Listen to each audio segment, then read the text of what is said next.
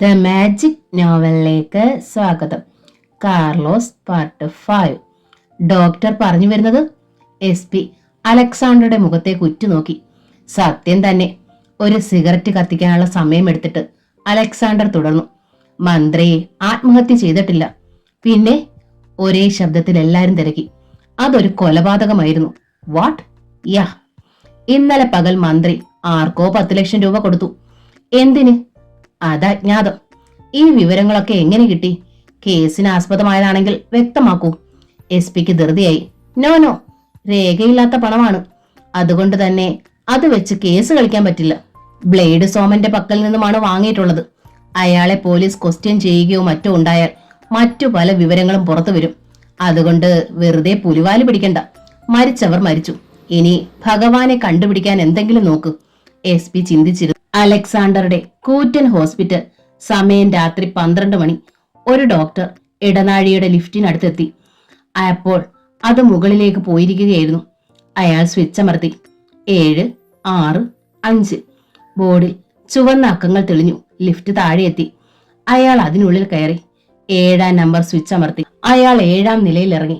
ഇടനാഴികൾ ശൂന്യമായിരുന്നു. Doctor അലക്സാണ്ടറുടെ personal റൂമും ലബോറട്ടറിയും അവിടെയായിരുന്നു. സാധാരണ ആർക്കും അവിടേക്ക് പ്രവേശനമില്ല. അങ്ങകലെ ഒരു മുറിക്ക് മുമ്പിൽ വാച്ചർ ഇരിക്കുന്ന അയാൾ കണ്ടു. ഡോക്ടർ എന്താ ഇവിടേക്ക്? ചോദിച്ചുകൊണ്ട് വാച്ചർ എണീറ്റ് വന്നു. ഇവിടേക്ക് വന്നൂടെ? അയാൾ തിരക്കി. വാച്ചർ ആ മനുഷ്യനെ സൂക്ഷിച്ചു നോക്കി. ഡോക്ടർ പുതിയ ആളാണോ? ആ. അയാൾ ഒരു ചുരുട്ട് കത്തിച്ചു.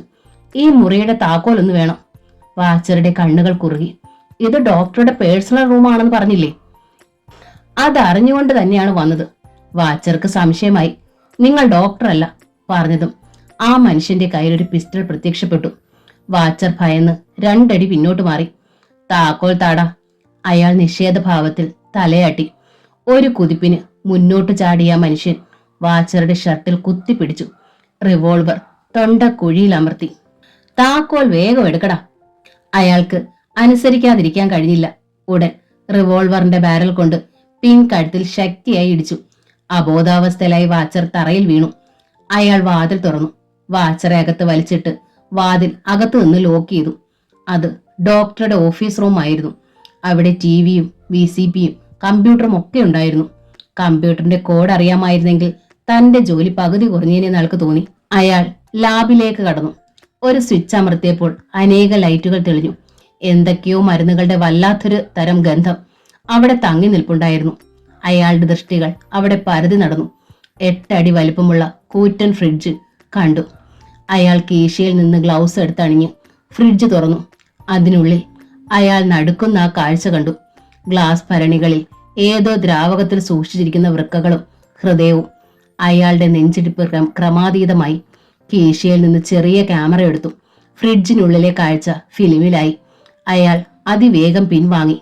അടുത്ത പ്രഭാതം പത്രങ്ങളിൽ ഫോട്ടോ സഹിതം വാർത്തകൾ വന്നു. അലക്സ് ഹോസ്പിറ്റലിൽ വൃക്കവേട്ട എന്നായിരുന്നു തലക്കെട്ട്. അവിടെ ചികിത്സയ്ക്ക് എത്തുന്നവർക്ക് ഇല്ലാത്ത കാരണങ്ങൾ ഉണ്ടാക്കി പറഞ്ഞ് ഓപ്പറേഷൻ നടത്തുന്നത് മൂലം വൃക്കകൾ നഷ്ടമാകുന്നു.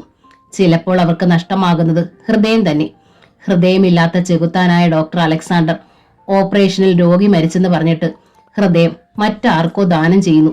ബോംബെയിൽ നിന്നും സ്റ്റീൽസിൽ നിന്നും ഇടയ്ക്കിടെ ഡോക്ടർമാർ ഇവിടെ എത്തുന്നത് ഹൃദയം മാറ്റിവെക്കൽ ശസ്ത്രക്രിയയ്ക്കാണെന്ന് സംശയിക്കാം. ഇപ്പോഴും അവിടെ വൃക്കകളും ഹൃദയവും മറ്റും കേടുകൂടാതെ സൂക്ഷിച്ചിട്ടുണ്ട്. ഇങ്ങനെ പോകുന്നു വാർത്ത. ബാസ്റ്റേഴ്സ്. പത്രം വലിച്ചെറിഞ്ഞിട്ട് അലക്സാണ്ടർ അലറി. തെമ്മാടത്തിൽ എഴുതി പിടിപ്പിക്കുന്നതിനൊരു അതിര് വേണം. പക്ഷേ ആ ഫോട്ടോകൾ. ആന്റണി ഡാഡിയെ നോക്കി. അയാൾ വല്ലാതെ ഒന്ന് ഞെട്ടി. അലക്സാണ്ടർക്ക് അപകടം മണുത്തു. ഫ്രിഡ്ജിൽ ഇരിക്കുന്ന സാധനങ്ങൾ മുഴുവൻ മാറ്റണം. അയാൾ ഓടി വന്ന് കാറിൽ കയറി. വിക്രം സ്റ്റാർട്ട് ചെയ്തു. ഈ അവസരത്തിൽ ഹോസ്പിറ്റലിലേക്ക് വിജിലൻസിന്റെ പ്രത്യേക സ്ക്വാഡ് കയറി കഴിഞ്ഞിരുന്നു. ആരോ പറഞ്ഞു പഠിപ്പിച്ചതുപോലെ തന്നെ അവർ 7-ാം നിലയിൽ ഡോക്ടറുടെ പേഴ്സണൽ റൂമിലേക്ക് തന്നെ പോയി. ഡോക്ടർ അലക്സാണ്ടറുടെ കോർഡ്ലെസ് ഫോൺ ശബ്ദിച്ചു. Yes doctor. പരിഭ്രാന്തി നിറഞ്ഞ ശബ്ദം. വിജിലൻസുകാർ അങ്ങയുടെ മുറിയിലേക്ക് ബലമായി കയറി. My God. ഡോക്ടർ അലറിപ്പോയി. വിക്രം ബ്രേക്ക് അമർത്തി. കാർ നിന്നു. എന്താണ് ഡോക്ടർ? ഇനി ഹോസ്പിറ്റലിലേക്ക് പോകുന്നത് അപകടമാണ്. വീട്ടിലേക്ക് വേണ്ട, മറ്റെവിടേക്കെങ്കിലും. ഏത് നിമിഷവും എന്നെ തേടി പോലീസ് എത്തിയേക്കാം. വിക്രമിന്റെ നെറ്റി ചുളിഞ്ഞു. അവൻ കാർ വെട്ടിത്തിരിച്ച് ഏതോ അജ്ഞാത കേന്ദ്രത്തിലേക്ക് പാഞ്ഞുപോയി. ഹോസ്പിറ്റലിൽ വിജിലൻസുകാർ അപ്പോഴേക്കും തങ്ങൾക്ക് ആവശ്യമുള്ള വസ്തുതകളൊക്കെ കണ്ടെത്തി കഴിഞ്ഞിരുന്നു. അനന്തരം ഓഫീസർമാരിൽ ഒരാൾ കമ്പ്യൂട്ടറിന്റെ അടുത്തെത്തി. കോഡ് അറിയണം. അവർ ഹോസ്പിറ്റലിലെ സകല ജീവനക്കാരെയും ചോദ്യം ചെയ്തു. ഡോക്ടറുടെ പേഴ്സണൽ സെക്രട്ടറി മീരയ്ക്ക് മാത്രമേ കോഡ് അറിയൂ എന്നവർ പറഞ്ഞു. മീര എവിടെ? വീട്ടിൽ പോയിരിക്കുകയാണ് സാർ. എവിടെയാണ് വീട്? അവർ അഡ്രസ്സ് പറഞ്ഞു കൊടുത്തു. വിജിലൻസുകാർ അവിടെ എത്തി.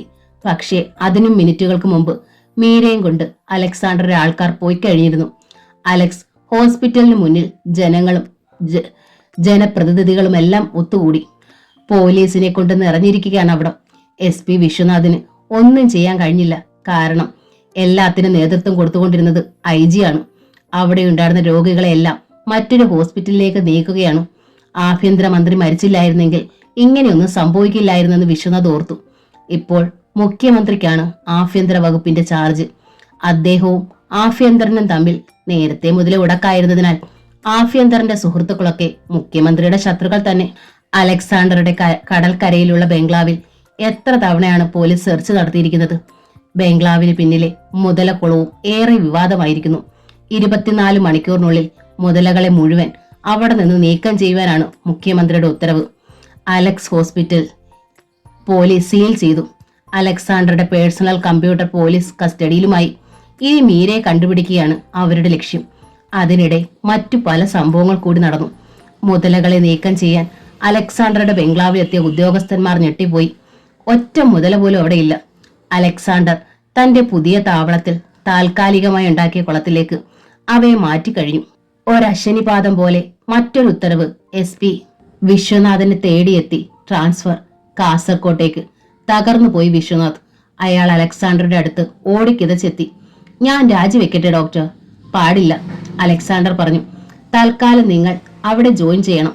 അപ്പോഴേക്കും ഞാൻ ചില പദ്ധതികൾ നടപ്പിലാക്കി കഴിഞ്ഞിരിക്കും. അധികം താമസിയാതെ പ്രമോഷനോടുകൂടി നിങ്ങൾക്ക് ഇവിടെ തിരിച്ചെത്താം. ആ വാക്കുകൾ വിശ്വനാഥിന് ആശ്വാസം പകർന്നു. അയാൾ യാത്രയ്ക്കൊരുങ്ങി. ട്രെയിനിൽ AC കമ്പാർട്ട്മെന്റ്. വൈകിട്ടാണ് യാത്രയ്ക്ക് തീരുമാനിച്ചിട്ടുള്ളത്. പുറപ്പെടാൻ നേരം എതിരെയുള്ള സീറ്റിൽ ഒരാൾ കൂടി വന്നിരുന്നു. മിക്കവാറും എല്ലാ സീറ്റുകളിലും ആളുണ്ട്. ട്രെയിൻ കുതിച്ചുകൊണ്ടിരുന്നു. എതിരെ ഇരുന്ന മനുഷ്യൻ ഏതോ ഇംഗ്ലീഷ് മാഗസിൻ വായിക്കുകയാണ്. വിശ്വനാഥ് ബാത്റൂമിൽ പോകാൻ വേണ്ടി എണീറ്റു. യാത്രക്കാർ മിക്കവാറും അർദ്ധമയക്കത്തിലാണ്. ബാത്റൂമിൽ നിന്ന് പുറത്തേക്ക് വന്ന SP വിശ്വനാഥ് തൊട്ടു മുന്നിൽ നിൽക്കുന്ന മനുഷ്യനെ സൂക്ഷിച്ചു നോക്കി. താടി കുറച്ച് വളർന്നിട്ടുണ്ടെങ്കിലും തനിക്ക് പരിചയമുള്ള മുഖം. അയാൾ ഒന്നുകൂടി സൂക്ഷിച്ചു നോക്കി. തലച്ചോറിൽ ഒരു മിന്നൽ. കാർലോസ്! SP നിലവിളിക്കുന്നത് പോലെ പറഞ്ഞുപോയി. കാർലോസ് അല്ല, ഭഗവാൻ! SP വിശ്വനാഥിന്റെ കണ്ണുകളിലേക്ക് നോക്കിക്കൊണ്ട് കാർലോസ് പറഞ്ഞു. SPക്ക് രണ്ടാമത്തെ നടുക്കം. താൻ തന്നെയാണോ ഭഗവാൻ? അയാൾ തലയിലക്കി. Rascal, you are under arrest. Carlos ഉറക്കെ ചിരിച്ചു. ട്രെയിനിന്റെ ശബ്ദത്തിൽ അത് ലയിച്ചു ചേർന്നു. ഇപ്പോൾ കാസർകോട്ടേക്കല്ലേ ട്രാൻസ്ഫർ കിട്ടിയിരിക്കുന്നത്? അതൊക്കെ താങ്കൾക്ക് ബുദ്ധിമുട്ടുള്ള കാര്യമാണ്. അതിനാൽ നേരെ പരലോകത്തേക്ക് റിട്ടയർമെന്റ് തന്നുവിടാനാണ് ഭഗവാൻ ആഗതനായിരിക്കുന്നത്. എടാ! വിശ്വനാഥന്റെ കണ്ണുകളിൽ കോപം ജ്വലിച്ചു. നീ ആരോടാണ് സംസാരിക്കുന്നതെന്നറിയാമോ? നീ ആരാണെന്നാടാ പുല്ലേ നിന്റെ വിചാരം? കാർലോസിനും കോപം വന്നു. കണ്ണിൽ കണ്ടവരുടെ എല്ലാ അടിവസ്ത്രങ്ങൾ കഴുകിക്കൊടുത്ത് സർവീസിൽ കടിച്ചു തൂങ്ങിയിരിക്കുന്ന നിന്നെ മറ്റുള്ളവർ ബഹുമാനിക്കണോ? വിളറിപ്പോയി വിശ്വനാഥ്. അയാൾ ഇത്രയും പ്രതീക്ഷിച്ചിരുന്നില്ല. കാർലോസ് തുടർന്നു. തനിക്കൊരു സന്തോഷ വാർത്ത കൂടിയുണ്ട്. തന്റെ വീട്ടിലെ ഭിത്തിക്കുള്ളിൽ ഒളിച്ചു വെച്ചിരുന്ന സ്വർണ്ണ ബാരലുകളും രത്നങ്ങളും ഒക്കെ ഇപ്പോൾ എന്റെ ആൾക്കാരുടെ കയ്യിലെത്തി കാണും. എടാ നീ! വിശ്വനാഥ് മുന്നോട്ട് കുതിച്ചപ്പോൾ കാർലോസ് റിവോൾവറിന്റെ അഗ്രം അയാളുടെ നെഞ്ചിൽ മുട്ടിച്ചു. Don't move. മാത്രമല്ല നിന്റെ ഭാര്യയെയും പരലോകത്ത് നിന്നെയും പ്രതീക്ഷിച്ചിരിക്കുകയാവും. ആർക്കും സംശയം തോന്നാത്ത മരണമാണ്. സൂയിസൈഡ്. വിശ്വനാഥ് പല്ല് ഞെരിച്ചു. അന്നത്തെ ആ രാത്രി ഓർക്കുന്നുണ്ടോ? അലക്സാണ്ടറുടെ ബംഗ്ലാവിൽ നീയൊക്കെ കൂത്താടിയപ്പോൾ ഇത്തരം ഒരു തിരിച്ചടി സ്വപ്നത്തിൽ പോലും പ്രതീക്ഷിച്ചിരുന്നില്ല അല്ലേ? വിശ്വനാഥിന് ശബ്ദം നഷ്ടമായി. നടക്കടാ ഇങ്ങോട്ട്. അയാളുടെ കൽപ്പന അനുസരിക്കാൻ SP മടിച്ചു.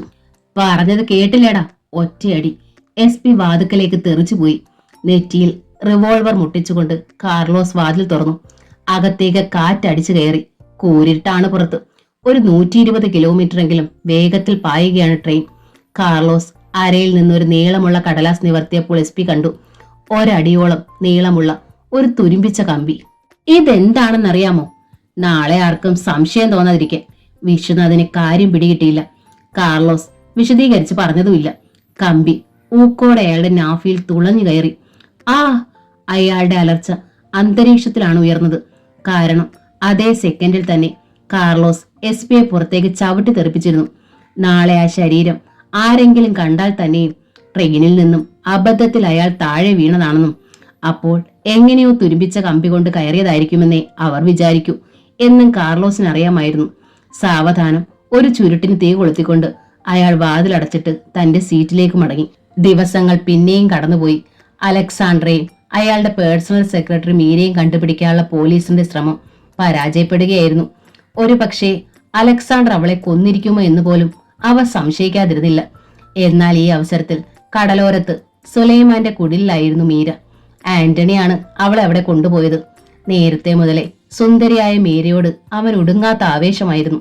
സുലൈമാന്റെ കുടിലാണെങ്കിൽ അയാളും ഭാര്യയും മാത്രമേ ഉള്ളൂ താനും.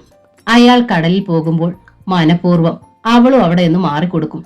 ആന്റണിയും മീരയും ഈ സമയം രതി മന്മഥ ലീലകൾ ആടുകയാവും. ഇപ്പോൾ ആന്റണിക്ക് മടുപ്പ് തോന്നി തുടങ്ങിയിരിക്കുന്നു. ഇടയ്ക്കിടെ മാത്രമായി അവന്റെ വരവ്. പോലീസ് തപ്പ് നടക്കുന്നതിനാൽ അവൾ അവിടെ തന്നെ നിൽക്കട്ടെ എന്നായിരുന്നു അവന്റെ തീരുമാനം. അവിടെ ആകുമ്പോൾ പോലീസ് അധികം സംശയിക്കില്ല. അതുമാത്രമല്ല, തുറയിൽ നിന്നും അവളെ ആരും കൊണ്ടുപോകാൻ സുലൈമാൻ സമ്മതിക്കുകയില്ല. നേരം പുലർന്നു വരുന്നതേ ഉള്ളൂ. സുലൈമാൻ കടലിൽ പോയിരുന്നു. കുടിലിന്റെ മുറ്റത്ത് ടെമ്പോ വാൻ വന്നു നിന്നു. അതിൽ നിന്ന് ഒരു യുവാവ് ഇറങ്ങി വാതിലിൽ തട്ടി.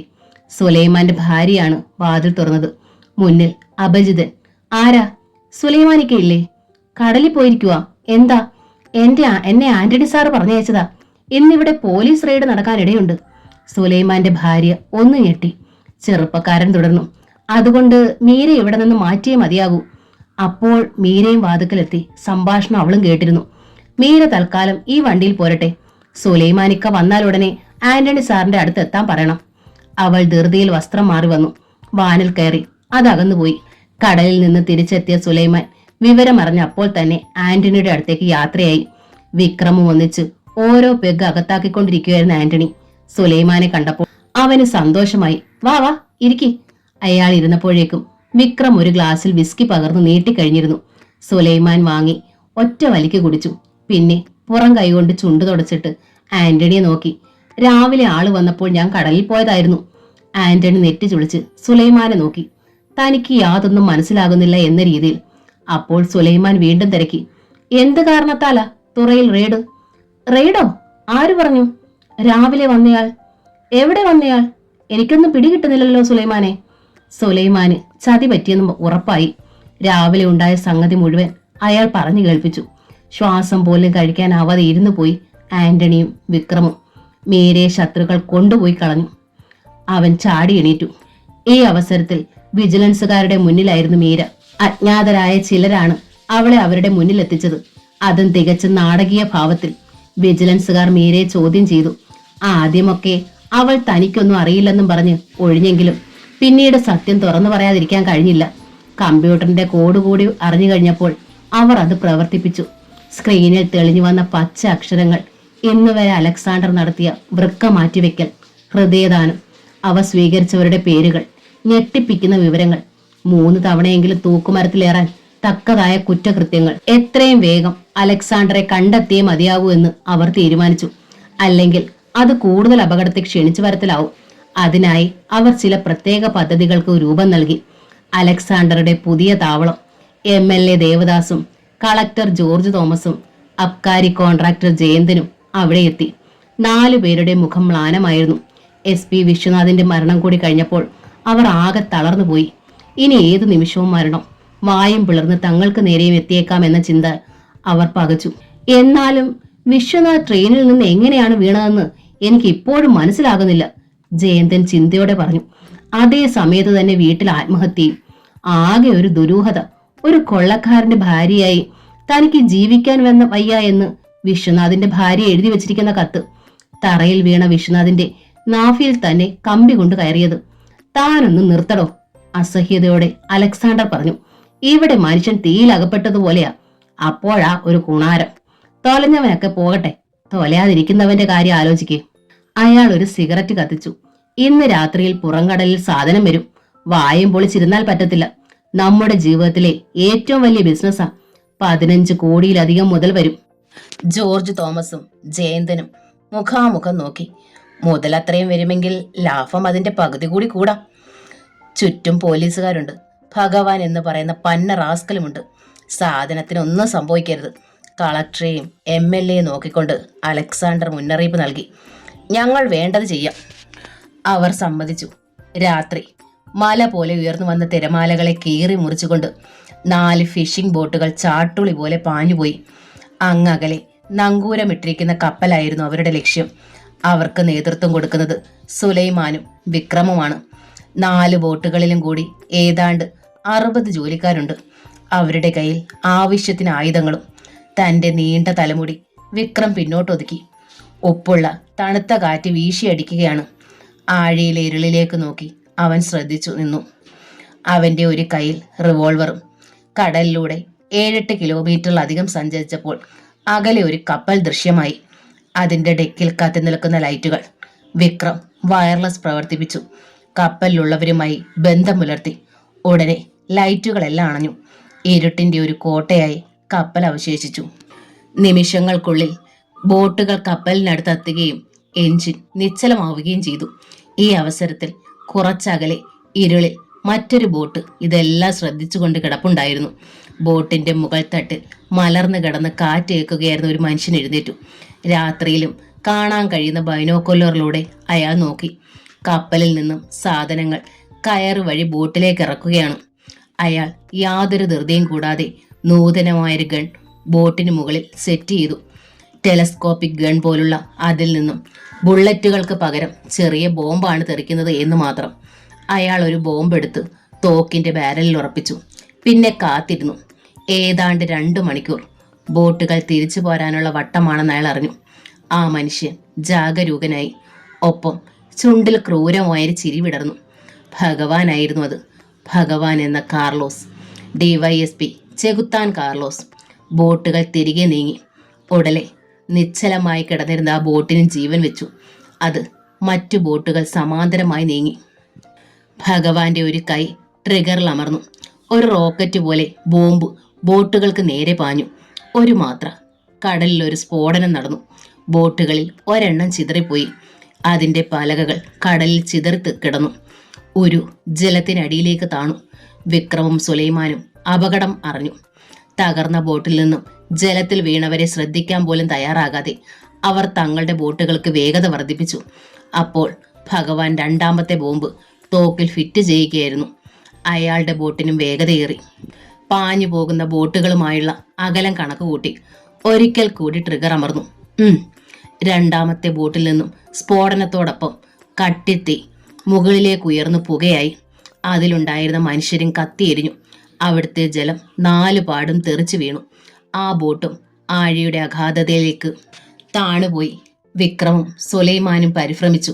ഇനി അവശേഷിക്കുന്നത് അവർ സഞ്ചരിക്കുന്ന ബോട്ടുകളാണ്. ശത്രുക്കൾ എവിടെയാണെന്ന് ഇരുളിൽ വ്യക്തമാകുന്നുമില്ല. കോടികളാണ് നശിച്ചുകൊണ്ടിരിക്കുന്നത്. കഴിയുന്നതൊന്നേ ഉള്ളൂ, പരമാവധി വേഗത്തിൽ രക്ഷപ്പെടുക. അപ്പോഴേക്കും അടുത്ത ബോംബും പതിച്ചു കഴിഞ്ഞിരുന്നു. സുലൈമാന്റെ ബോട്ടിൽ ഒരല്പം വ്യത്യാസമുണ്ടായെന്ന് മാത്രം. ബോട്ടിന്റെ സൈഡിലും കടലിലുമാണ് പൊട്ടിത്തെറിയുണ്ടായത്. എടുത്തെറിഞ്ഞതുപോലെ സുലൈമാൻ കടലിൽ ചെന്ന് വീണു.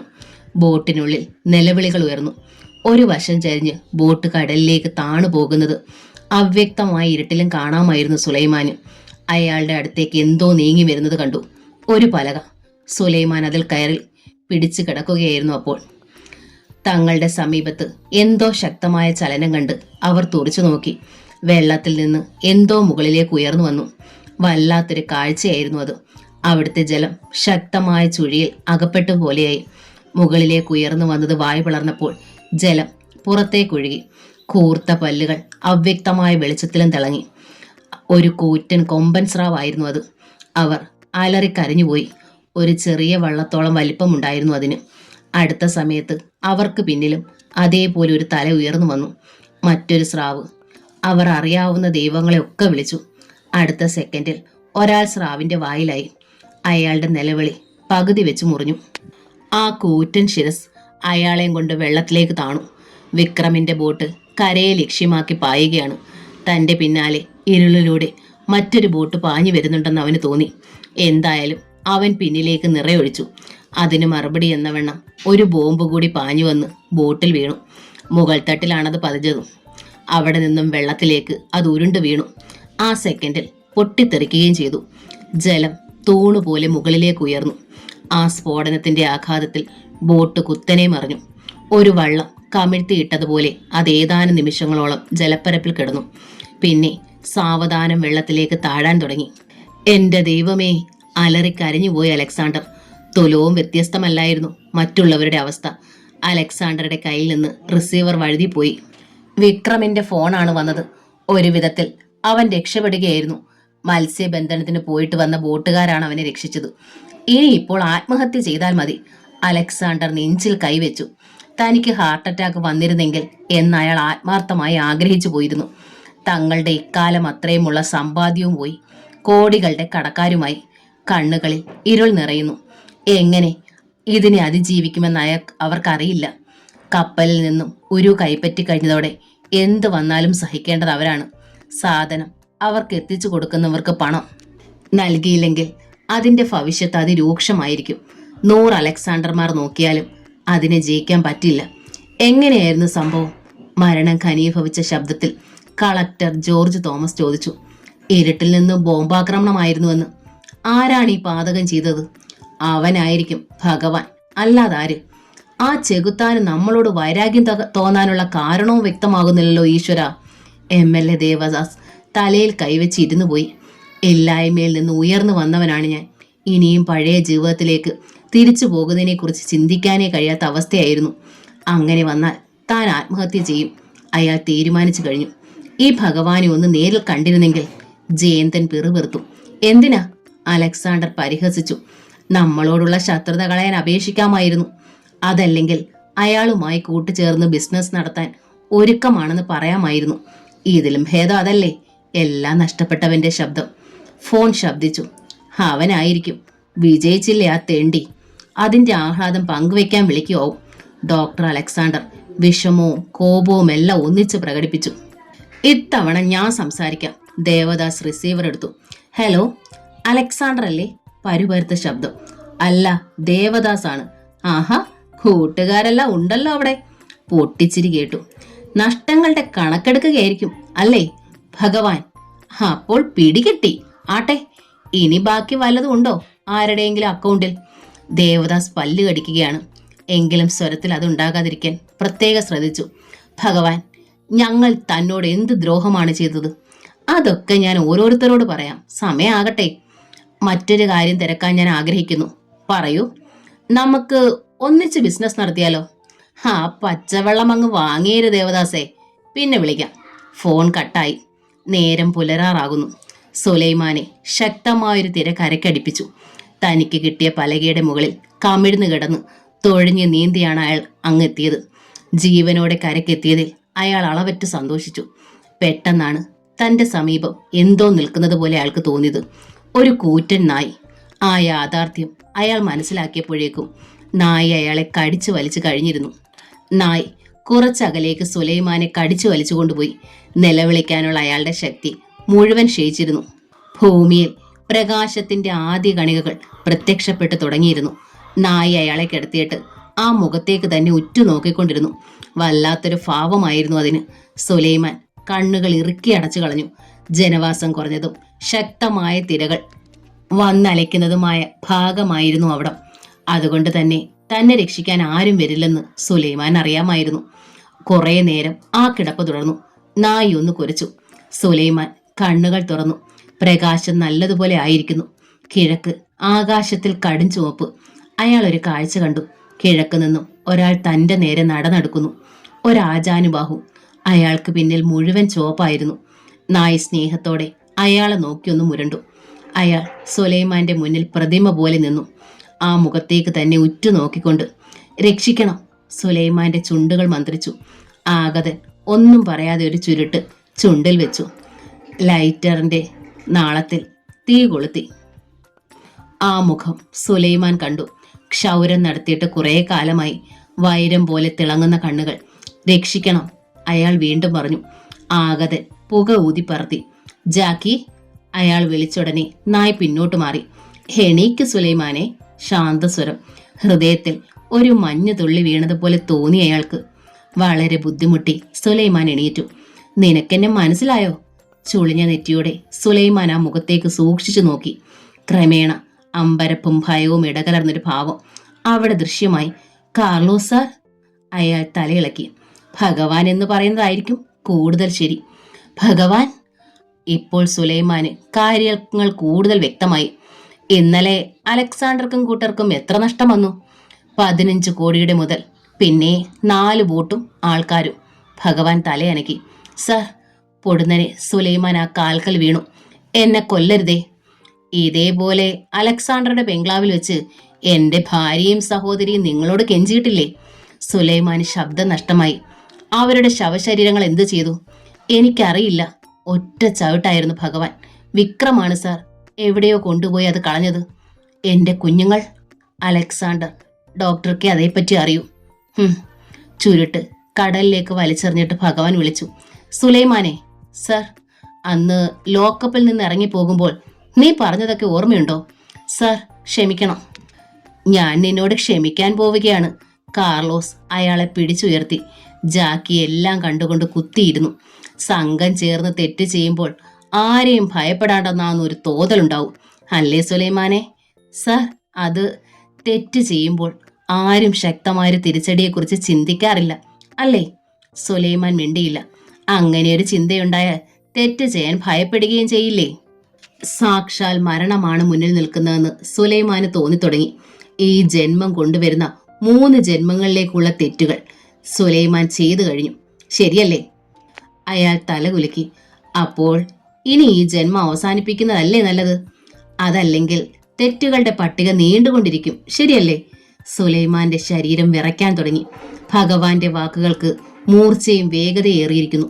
അയാൾ കണ്ടുകൊണ്ട് നിൽക്കെ തന്നെ ഭഗവാന്റെ വലതുകാൽ മിന്നൽ പോലെ ഉയർന്നു. സുലൈമാന്റെ കഴുത്ത് കാൽ കൊണ്ടുള്ള വെട്ടേറ്റ് ഒരു വശത്തേക്ക് ചെരിഞ്ഞു. ഭഗവാൻ അയാളുടെ മുടിയിൽ കുത്തിപ്പിടിച്ച് കടലിലേക്ക് നടന്നു. തറയിലൂടെ സുലൈമാന്റെ ശരീരം വലിച്ചഴക്കപ്പെട്ടു.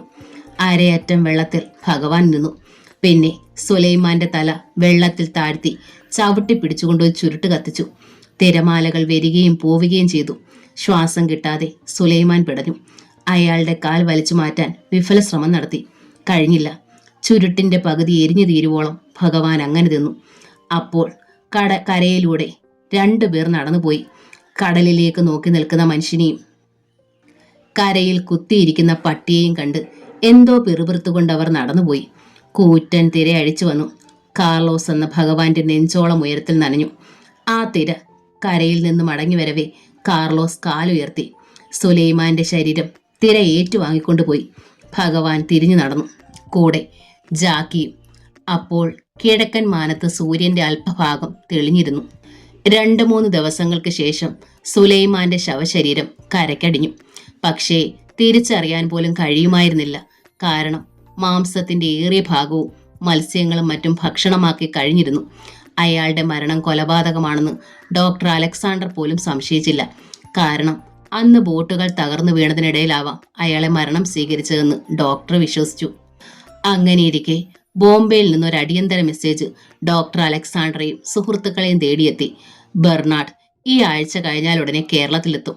ഒരു നഷ്ടപ്പെട്ട കാര്യമൊന്നും പറഞ്ഞ് കണ്ണീരൊഴുക്കിയിട്ട് കാര്യമൊന്നുമില്ല. എങ്ങനെയും 15 കോടി രൂപയും ശരിയാക്കി വെച്ചിരിക്കണം. അല്ലെങ്കിൽ ബെർണാഡ് ബോംബെ അധോലോക ചക്രവർത്തി. അവിടെ ഇരുന്നു കൊണ്ട് തന്നെ അയാൾ ലോകത്തെവിടെയും തൻ്റെ ഏജന്റുമാരെ കൊണ്ട് അട്ടിമറികളും കൊലപാതകങ്ങളും നടത്തിക്കുന്നു. ഏത് വമ്പനെ കൊല്ലണമെങ്കിലും ബെർണാഡിന് പണം കൊടുത്താൽ മതി, കാര്യം കുശാൽ. അങ്ങനെയുള്ള ആൾ നേരിട്ട് വരിക എന്ന് പറഞ്ഞാൽ അലക്സാണ്ടർക്ക് അപകടം ആസന്നമായെന്ന് ഉറപ്പായി. ഇനി ഒന്നു മതി, മരണത്തെ കാത്തിരിപ്പ്. അയാൾ അരിഞ്ഞുകൂട്ടി പാത്രത്തിൽ വെച്ചിരിക്കുന്ന പച്ച ഇറച്ചി വാരി കുളത്തിലേക്ക് എറിഞ്ഞുകൊടുത്തു. മുതലകൾ മത്സരിച്ച് അവ തിന്നാൻ തുടങ്ങി. ഏറെ നേരം അവയെ നോക്കി തന്നെ ഇരുന്നു അയാൾ. ബെർണാഡിനെ തന്ത്രപൂർവ്വം കൊലപ്പെടുത്തിയാലോ എന്ന് പോലും അയാൾ ചിന്തിക്കാതിരുന്നില്ല. പക്ഷേ അതും ആത്മഹത്യാപരമാണെന്ന് അയാൾക്ക് തോന്നി. അതിവേഗം പായുകയാണ് ആ കാർ. അപ്പോൾ സമയം 12:30. കത്തിക്കാളുന്ന ഉച്ചവെയിൽ. നഗരം വിട്ട് കാർ വടക്കോട്ട് പാഞ്ഞു. അതിനുള്ളിൽ ഡ്രൈവിംഗ് സീറ്റിലിരിക്കുന്ന മനുഷ്യനെ കൂടാതെ ഒരു പട്ടി മാത്രമേ ഉള്ളൂ, ജാക്കി. അത് മുൻ സീറ്റിൽ തന്നെ കിടക്കുകയാണ്. ഇടയ്ക്ക് ഡ്രൈവർ റിയർ മിററിലൂടെ നോക്കി. ആ ചുവന്ന മാരുതി വാൻ ഇപ്പോഴും പിന്നിൽ തന്നെയുണ്ട്. കഴിഞ്ഞ അരമണിക്കൂറോളമായി അത് തന്റെ പിന്നാലെ കൂടിയിരിക്കുന്നുവെന്ന് അയാൾ ഓർത്തു. കിങ് മേക്കർ ഗൗരി ശങ്കറുടെ ആളാണെന്നും കാറിലിരിക്കുന്ന മനുഷ്യന് അറിയാം. താരാരാണെന്നും തന്റെ താവളം എവിടെയാണെന്നും കണ്ടുപിടിക്കാവും ലക്ഷ്യം. അയാൾ ഇടത് കൈകൊണ്ട് പ്രിയപ്പെട്ട നായയെ തടവി. അത് സ്നേഹത്തോടൊരു ശബ്ദം പുറപ്പെടുവിച്ചു. ഈ സമയം വാനിലിരുന്ന മനുഷ്യൻ വോക്കി ടോക്കിയിലൂടെ ആരെയൊക്കെ വിവരം ധരിപ്പിക്കുകയായിരുന്നു. താൻ ഭഗവാന്റെ പിന്നാലെയാണ് സഞ്ചരിക്കുന്നതെന്നും ഇപ്പോൾ ഒന്നിച്ചു നീങ്ങിയാൽ അയാളെ അകപ്പെടുത്താനേ പറ്റുമെന്നും പറഞ്ഞു. അത് കേൾക്കാത്ത താമസം രഹസ്യ സങ്കേതത്തിൽ നിന്നും അനേകം വാഹനങ്ങൾ കുതിച്ചു കഴിഞ്ഞു. കാറും ലോറിയും ബൈക്കും. ഭഗവാനാണ് അയാളെങ്കിൽ ഇനി രക്ഷപ്പെടാൻ അനുവദിക്കരുതെന്നായിരുന്നു അവർക്ക് കിട്ടിയ നിർദ്ദേശം. പക്ഷേ തന്റെ കാറിലുണ്ടായിരുന്ന ഒരു ചെറിയ ഉപകരണത്തിലൂടെ ആ മെസ്സേജ് ഭഗവാനും കേൾക്കുന്നുണ്ടായിരുന്നു. നമ്മളെയും കൊണ്ടേ അവർ പോകൂ എന്ന മട്ടാണല്ലോ ജാക്കി, പട്ടിയോട് പറഞ്ഞിട്ട് അയാൾ ആക്സിലേറ്റർ കാൽ ഒന്നുകൂടി അമർത്തി. തിരക്കേറിയ നഗരത്തിലൂടെ ഹെഡ്ലൈറ്റുകൾ തെളിച്ചുകൊണ്ടായിരുന്നു ആ യാത്ര. ഏതോ സീരിയസ് കേസാണെന്ന് കരുതി മറ്റുള്ളവർ വാഹനം ഒതുക്കി. പിന്തുടർന്ന മനുഷ്യൻ ഇത്രയും പ്രതീക്ഷിച്ചിരുന്നില്ല. അയാൾക്ക് ഭഗവാൻ പോയതുപോലെ അതിവേഗം സഞ്ചരിക്കാൻ കഴിഞ്ഞില്ല. കുറേ ദൂരം കൂടി പോയി കഴിഞ്ഞപ്പോൾ ഭഗവാന്റെ വണ്ടി പോലും കാണാൻ അയാൾക്ക് കഴിഞ്ഞില്ല. പക്ഷേ മറ്റൊന്ന് സംഭവിച്ചു. പിന്നിൽ നിന്ന് 2 അംബാസിഡർ കാറുകൾ വന്നു. ഒരെണ്ണം മാരുതി വാനിന്റെ മുന്നിൽ കയറി ബ്രേക്ക് ചെയ്തു. അടുത്തത് പിന്നിലും. അടുത്ത നിമിഷം അതിൽ നിന്ന് ആയുധധാരികൾ പുറത്തു ചാടി. എല്ലാം നിമിഷങ്ങൾക്കുള്ളിലാണ് നടന്നത്. മാരുതി വാനിലിരുന്ന മനുഷ്യന് റിവോൾവർ എടുക്കാനുള്ള അവസരം കിട്ടിയില്ല. അതിനു മുമ്പ് കാറുകളിൽ നിന്ന് ചാടിയിറങ്ങിയവർ വാൻ വളഞ്ഞു. ഒരാൾ തോക്കു ചൂണ്ടിക്കൊണ്ട് ഡോർ തുറന്ന് അയാളെ വലിച്ചു പുറത്തിറക്കി. റോഡിലൂടെ വന്ന മറ്റു വാഹനങ്ങളിൽ ഉണ്ടായിരുന്നവർക്ക് ഇതേതോ സിനിമയുടെ ഷൂട്ടിംഗ് ആണെന്നാണ് തോന്നിയത്. പക്ഷേ ക്യാമറയും റിഫ്ലക്ടറും ഒന്നുമില്ല. അന്ന് അവർ അറിഞ്ഞപ്പോഴേക്കും മാരുതി വാനിൽ നിന്നും ഇറക്കിയ മനുഷ്യനെ കാറിനുള്ളിലാക്കി. അതിവേഗം 2 കാറുകളും അവിടെ നിന്നകന്നു. രഹസ്യ സങ്കേതത്തിൽ നിന്നും ഭഗവാനെ തേടിയെത്തിയവർ കണ്ടത് അനാഥമായി കിടക്കുന്ന മാരുതി വാനാണ്. കളക്ടർ ജോർജ് തോമസ് ഒരു യാത്രയ്ക്കൊരുങ്ങുകയാണ്. കുറേ നാൾ അവിടെ നിന്നൊന്ന് മാറി നിൽക്കുന്നതാണ് നല്ലതെന്ന് അയാൾക്ക് തോന്നിയതാണ് കാരണം. തൽക്കാലം ഈ യാത്രയെക്കുറിച്ച് തന്റെ സുഹൃത്തുക്കളോട് പോലും അയാൾ പറഞ്ഞിട്ടില്ല. ഭഗവാൻ തന്നെ തേടിയും ഏത് നിമിഷവും എത്തിച്ചേരാമെന്നുള്ള ഭീതിയാണ് ഈ യാത്രയ്ക്ക് പിന്നിലെ ഉദ്ദേശം. ജോർജ് തോമസ് 2 മാസത്തെ ലീവ് എടുത്തു. ഭാര്യയെയും കുട്ടികളെയും തൽക്കാലം കൊണ്ടുപോകണ്ട എന്നാണ് തീരുമാനം. കാരണം കുട്ടികളുടെ പഠിത്തം മുടങ്ങും. ഔദ്യോഗികമായ ഒരു യാത്രയെന്നാണ് ഭാര്യയോട് പറഞ്ഞത്. അവിടെ നിന്നും പോയി കഴിഞ്ഞിട്ട് താൻ എത്തിച്ചേരാൻ വൈകുമെന്ന് ഫോൺ ചെയ്ത് അറിയിക്കാനാണ് കളക്ടറുടെ തീരുമാനം. ആവശ്യത്തിനുള്ള പണവും മറ്റും കരുതി വസ്ത്രങ്ങൾ പെട്ടിക്കുള്ളിൽ അടുക്കി വെച്ചു. സന്ധ്യ കഴിഞ്ഞാണ് യാത്ര. കാർ ബസ് സ്റ്റാൻഡിൽ വന്ന് വാങ്ങിക്കൊള്ളണമെന്ന് ഡ്രൈവറോട് പറഞ്ഞിട്ടുണ്ട്. ബസ്സിൽ യാത്ര ചെയ്യുന്നതാണ് നല്ലത്. തൽക്കാലം ആരും തിരിച്ചറിയുകയില്ല, സംശയിക്കുകയില്ല. 4 മണി കഴിഞ്ഞപ്പോൾ തന്നെ കളക്ടർ 2 പെഗ് അകത്താക്കിയ ഒരു ധൈര്യത്തിന്. ഈ യാത്രയെക്കുറിച്ച് ഡോക്ടർ അലക്സാണ്ടർ അറിഞ്ഞാൽ അയാൾ ഇല്ലാത്ത ബഹളമൊക്കെ ഉണ്ടാക്കുമെന്ന് ജോർജ് തോമസിന് അറിയാമായിരുന്നു. ഈ യാത്ര കൊണ്ട് ജോർജ് തോമസ് മറ്റൊരു കാര്യം കൂടി ഉദ്ദേശിക്കുന്നുണ്ട്. ബെർണാഡിന്റെ ആഗമന സമയത്തും ഇവിടെ ഇല്ലാതിരിക്കാം. നേരം സന്ധ്യയാകുന്നു. ജോർജ് തോമസിന്റെ ഹൃദയമിടിപ്പിന് വേഗതയേറി. ഇവിടെ നിന്നും ഇറങ്ങുന്ന ഒരു നിമിഷം കൂടി ഒന്ന് കഴിഞ്ഞു കിട്ടിയാൽ മതിയായിരുന്നു. ഭാര്യയോടും കുട്ടികളോടും യാത്ര പറഞ്ഞ് അയാൾ കാറിൽ കയറി. ലഗേജുകൾ എടുത്ത് നേരത്തെ പിൻസീറ്റിൽ വെച്ച് കഴിഞ്ഞിരുന്നു. കാർ സ്റ്റാർട്ടാക്കും മുമ്പ് അകത്ത് ഫോൺ ശബ്ദിക്കുന്നതും ഡാഡി അറ്റൻഡ് ചെയ്യുന്നതും ജോർജ് തോമസ് കേട്ടു. നിനക്കാണ്, വാതിക്കലേക്ക് വന്ന ഡാഡി പറഞ്ഞു. ആരാ ഡാഡി? അലക്സാണ്ടർ. ജോർജ് തോമസ് ഒന്ന് ഞെട്ടി. താൻ പോകുന്ന വിവരം അയാൾ അറിഞ്ഞോ? ഞാനിവിടെ ഉണ്ടെന്ന് ഡാഡി പറഞ്ഞോ? അദ്ദേഹം തല കുലുക്കി. ഞാൻ യാത്ര പോകുന്ന വിവരമോ? ഇല്ല. ജോർജ് തോമസിന് ആശ്വാസം തോന്നി. യാത്ര പുറപ്പെടാൻ ഭാവിക്കുമ്പോഴുള്ള ഈ തിരിച്ചുവരവ് അയാൾക്ക് അത്ര ഇഷ്ടമായില്ല. ജോർജ് തോമസ് റിസീവർ എടുത്തു. ഹലോ. ഹോ, താനിത് എന്തെടുക്കുവാടോ? ഡോക്ടർ അലക്സാണ്ടറുടെ ശബ്ദം. എത്ര ദിവസമായി ഇവിടേക്ക് വന്നിട്ട്? ഡോക്ടറെ ഞാൻ... വേണ്ട, ഒന്നും പറയണ്ട. എല്ലാ അവന്മാരും പേടിച്ച് നടക്കുകയാണെന്ന് എനിക്കറിയാം. പക്ഷേ എനിക്ക് പേടിയില്ലടോ. വരുന്നിടത്ത് വെച്ചെല്ലാം കാണും, അത്ര തന്നെ. ബെർണാഡായാലും ആ ഭഗവാനെ ആയാലും ഇനിയിപ്പോൾ എനിക്ക് ഒരുപോലെയാ. ഇന്ന് രാത്രി താൻ അത്യാവശ്യമായും വരണം. മറ്റുള്ളവരെല്ലാം എത്തുന്നുണ്ട്. നമുക്ക് അത്യാവശ്യമായ പലതും തീരുമാനിക്കണം. ശരി, ഞാൻ വരാം. തന്റെ ശബ്ദം എന്താ വല്ലാതിരിക്കുന്നത്? ഒന്നുമില്ല. ആ, അപ്പുറത്ത് ഫോൺ വെച്ച് കഴിഞ്ഞു എന്നറിഞ്ഞപ്പോൾ ജോർജ് തോമസ് ആശ്വാസത്തോടെ ഒന്ന് നിശ്വസിച്ചു. പിന്നെ തിരികെ വന്ന് കാറിൽ കയറി. ഇരുൾ വീണു തുടങ്ങിയിരുന്നു. ജോർജ് തോമസ് ഹെഡ്ലൈറ്റുകൾ തെളിച്ചു. കാർ ഗേറ്റ് കടന്ന് റോഡിലേക്ക് ഇറങ്ങി. 1 കിലോമീറ്റർ സഞ്ചരിച്ച് കാണും. പ്രധാന റോഡിലെത്തണമെങ്കിൽ ഇനിയും 2 കിലോമീറ്റർ കൂടി കഴിയണം. മുന്നിൽ ഹെഡ്ലൈറ്റിന്റെ വെളിച്ചത്തിൽ ഒരു കാഴ്ച കണ്ട് അയാൾ ബ്രേക്ക് അമർത്തി. റോഡിൽ ഒരു ബൈക്ക് മറിഞ്ഞു കിടക്കുന്നു. അതിനടുത്ത തറയിൽ നിശ്ചലനായി കിടക്കുന്ന ഒരു മനുഷ്യൻ. കളക്ടർ ഹോൺ മുഴക്കി. ആ മനുഷ്യന് യാതൊരു പ്രതികരണവുമില്ല. ബൈക്ക് മാറ്റാതെ കാർ മുന്നോട്ട് പോവുകയില്ല. ഹെഡ്ലൈറ്റുകൾ ഓഫ് ചെയ്യാതെ അയാൾ ഇറങ്ങി.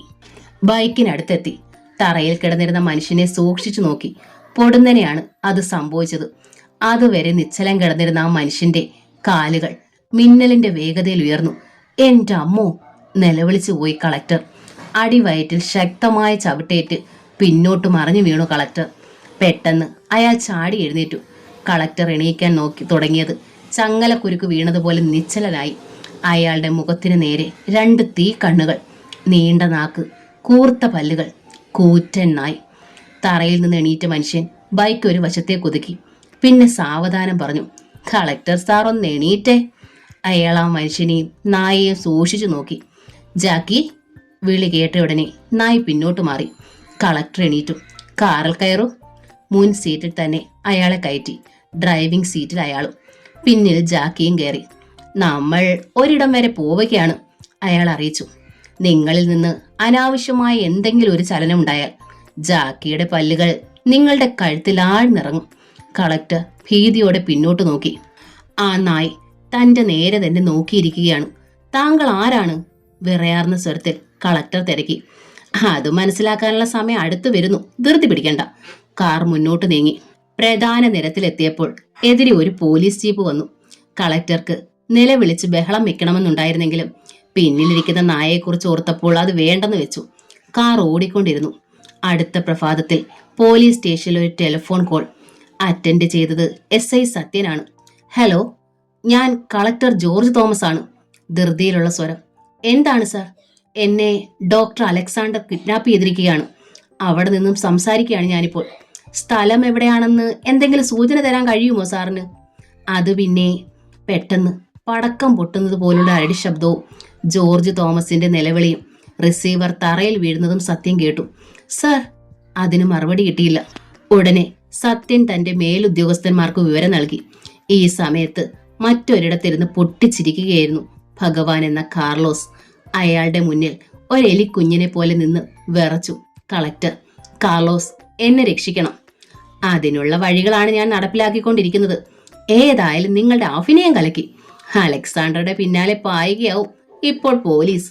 ഈ വിവരം അറിഞ്ഞാൽ അയാൾ എന്നെ കൊന്നുകളയും. അതിന് നിങ്ങളെ ഞാൻ അയാൾക്ക് കൊടുത്തില്ലെങ്കിലോ? കാർലോസ് ഒരു ചുരുട്ട് കത്തിച്ചു. ഇനി മിസ്റ്റർ ജോർജ് തോമസ് ഈ കസേരയിലിരിക്കൂ. ഞാൻ പറയുന്നത് പോലെ ഒരു കത്തെഴുതണം. അതും അനുസരിക്കാതെ നിവൃത്തിയില്ലായിരുന്നു കളക്ടർക്ക്. പോലീസ് ഉദ്യോഗസ്ഥന്മാർ കളക്ടർക്ക് വേണ്ടി തിരച്ചിൽ തുടങ്ങി. ഡോക്ടർ അലക്സാണ്ടറുടെ പുതിയ താവളം എവിടെയാണെന്ന് അവർക്ക് അറിഞ്ഞുകൂടാ. എന്തു വന്നാലും കളക്ടറെ ജീവനോടെ തിരിച്ചു കെട്ടണമെന്നാണ് പുതിയ SP ഓർഡർ. വിശ്വനാഥന്റെ പോസ്റ്റിലേക്കാണ് പുതിയ SP വന്നത്. SP സുദർശനൻ. ഒരിക്കൽ അലക്സാണ്ടറുമായി ഇടഞ്ഞതിന് ചെറുകാട് രാഘവൻ മുഖേന അയാളെ അവിടെ നിന്ന് ട്രാൻസ്ഫർ ആക്കുകയായിരുന്നു. ഇപ്പോൾ വീണ്ടും അവിടേക്ക് പോസ്റ്റിംഗ് ആയപ്പോൾ ആദ്യം മനസ്സിൽ തെളിഞ്ഞ മുഖം അലക്സാണ്ടറുടേതായിരുന്നു. ഇത്ര വേഗം അയാളെ തിരയാൻ ഒരു അവസരം കിട്ടുമെന്ന് SP കരുതിയിരുന്നില്ല. ആ വാർത്ത കേട്ട് അലക്സാണ്ടർ നടുങ്ങി. കളക്ടറെ കിഡ്നാപ്പ് ചെയ്തെന്നും പറഞ്ഞ് തന്നെ പോലീസ് തിരയുന്നു. ഭഗവാന്റെ സൂത്രമാണിതെന്ന് അയാൾക്ക് ഉറപ്പായി. ഇതിങ്ങനെ വിട്ടാൽ പറ്റില്ല. നിജസ്ഥിതി പോലീസിനെ അറിയിക്കണം. അയാൾ റിസീവർ എടുക്കാൻ ഭാവിച്ചപ്പോഴേക്കും ഫോൺ മണിയടിച്ചു. ഹലോ. അപ്പുറത്ത് അയാളുടെ സ്വന്തം ആളായിരുന്നു. എന്തായി? ചതിച്ചു ബോസ്. വാട്ട്? അലക്സാണ്ടറുടെ നെറ്റി ചുളിഞ്ഞു. അപ്പുറത്തു നിന്നും കേട്ട മറുപടി അയാളെ തളർത്തി കളഞ്ഞു. നെറ്റിയിലൂടെ വിയർപ്പ് ചാലുകൾ ഒഴുകി. അലക്സാണ്ടർ കസേരയിലേക്ക് ചാഞ്ഞിരുന്നു തളർച്ചയോടെ. ബോസ്. റിസീവറിലൂടെ വീണ്ടും ശബ്ദം ഒഴുകി വന്നു. കഴിഞ്ഞ 5 മിനിറ്റ് മുമ്പാണ് അതുണ്ടായത്. Doctor Alexander പ്രതികരിച്ചില്ല. അയാൾക്ക് തളർച്ചയുണ്ടാക്കിയത് ഈ സംഭവമായിരുന്നു. പോലീസ് വാഹനങ്ങൾ അലക്സാണ്ടറെ തേടി പരക്കം പായുന്ന സമയം പ്രധാന റോഡുകളിലൊക്കെ പോലീസ് കാവലുണ്ട്. ഒരു കവല. SP സുദർശന്റെ കാർ അവിടെ നിന്നു. അവിടെ കിടന്ന പോലീസ് ജീപ്പിലുണ്ടായിരുന്ന SIയെ കാറിനടുത്തേക്ക് വിളിച്ച് എന്തോ സംസാരിച്ചു കൊണ്ടിരിക്കുമ്പോൾ നേരെയുള്ള റോഡിലൂടെ എതിരെ ഒരു മാരുതി വാൻ വന്നു. അതിൽ ഡ്രൈവർ ഉണ്ടായിരുന്നില്ല. ആ വാൻ പോലീസ് ജീപ്പിൽ ഇടിച്ചു നിന്നു. ഏവരും അമ്പരന്നു പോയി. പോലീസുകാർ അതിനടുത്തേക്ക് കുതിച്ചു ചെന്നു. അകത്തു നോക്കിയവർ ഞെട്ടി. സീറ്റിൽ ചാരി കണ്ണടച്ചിരിക്കുകയാണ് കളക്ടർ ജോർജ് തോമസ്. വിവരമറിഞ്ഞ് SP വേഗം ഇറങ്ങി വന്നു. കളക്ടറെ പരിശോധിച്ചു. പക്ഷേ അയാൾ അപ്പോഴേ മരിച്ചു കഴിഞ്ഞിരുന്നു. കാർലോസ് എന്ന